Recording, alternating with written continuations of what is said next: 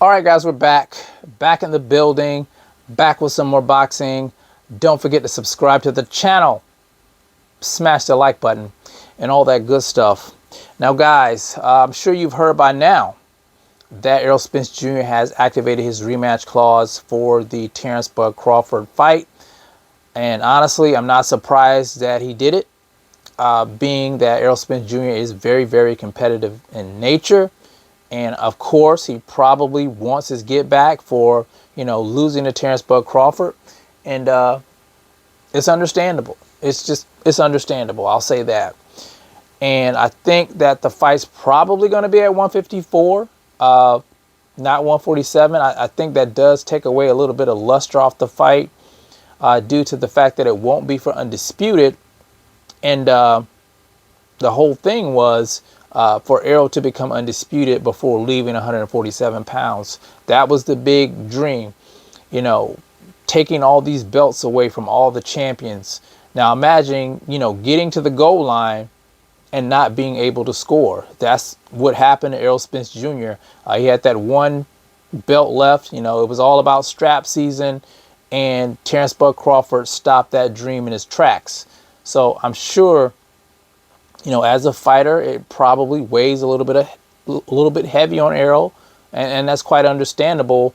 And he wants his revenge. So the fight's going to be at 154 pounds, and he's hoping, he is a better fighter at 154.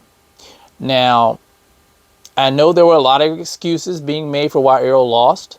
Errol didn't make any excuses. He said the better man won, and he, went off and did what he, did with his family. But the biggest thing, I think, was the weight drain of Errol Spence Jr. I talked about this. I thought he was kind of weight drained in the fight, but you can't really use that as an excuse.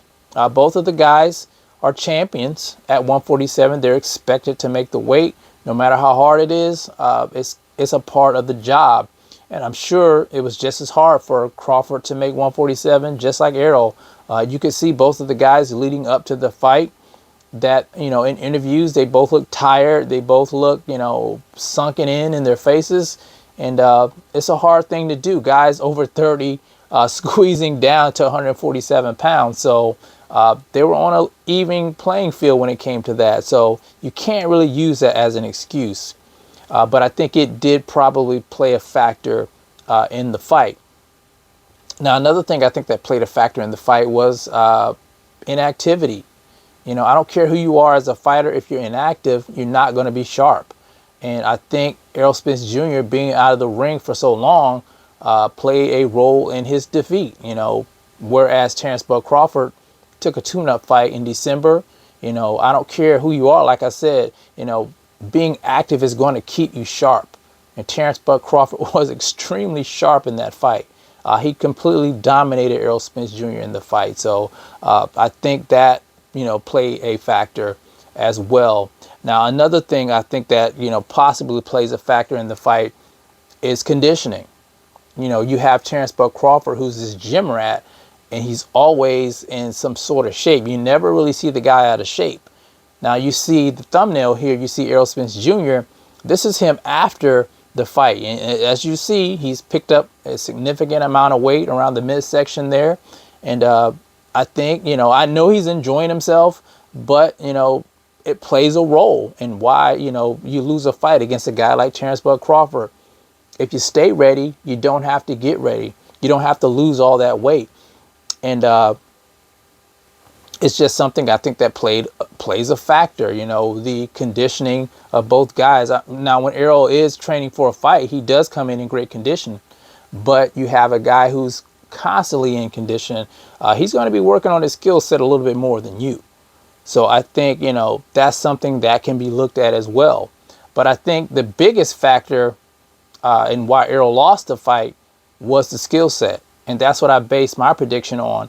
Some of you guys know I'm a fan of Errol. I'm a fan of both of the fighters, but I was a bigger fan of Errol. But I picked Crawford to win the fight based on the skill set of Terence Crawford. What I've seen him be able to do in the ring.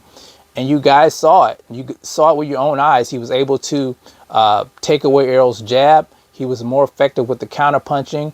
He was stronger of the two. He had the more educated feet, and he was able to make adjustments on the fly. Errol was not able to do that in the ring. And honestly, I think, even if the fight's at 154, it's going to be more of the same. I think, Errol won't win the fight, even if it's at 154, because let's face it, Errol will be stronger at 154 pounds, but so will Bud. Bud will be stronger at 154 as well. So you can't count that out. He's the he has the higher boxing IQ of the two.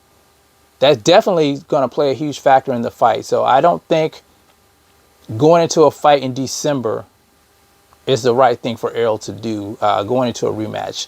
Honestly, I think he should take a tune-up. I think he should take a tune-up, and I think Keith Thurman would be the perfect tune-up for him to take, because he's a fighter in the same ilk as Crawford. The good thing, taking a tune-up with Thurman is, he hasn't been in the ring for quite some time. So you can kind of test out, some different looks on him before going into a fight with the best fighter on the planet.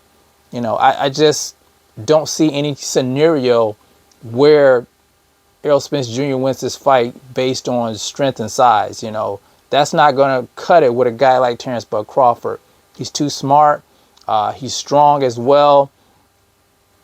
Just an all-around, great fighter, guys. He's definitely hard to beat.